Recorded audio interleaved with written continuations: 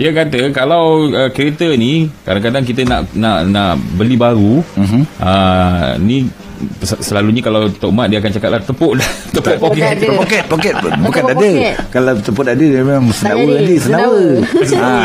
Tepuk poket. Okey, go ahead. Kalau pandangan Prof bagaimana agaknya? Kereta ni katanya masih lagi okey, tapi kadang-kadang biasalah kita dah 7-8 tahun dia ada beragam-ragamnya. Betul. Nak beli kereta baru yang ada teknologi ataupun macam mana? Nak jual macam itulah. Okey.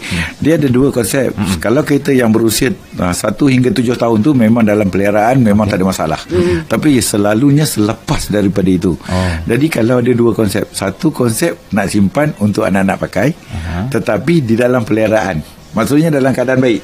Jadi dia akan duduk, kereta tu tak ada masalah. Hanya kena ikut lah, maintenance ikut dia punya jadual tak boleh miss. Kalau miss nanti kocik oyak.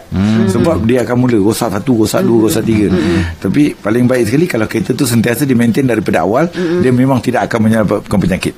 Dia memang steady je. Jadi boleh kita beri pada anak-anak kita pakai, atau kepada adik-adik, atau kita boleh beri pada saudara mara kita untuk pakai.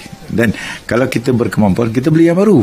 Supaya 1 hingga 7 tahun, kalau kita beri installment 5 tahun, 2 tahun kita akan pakai free.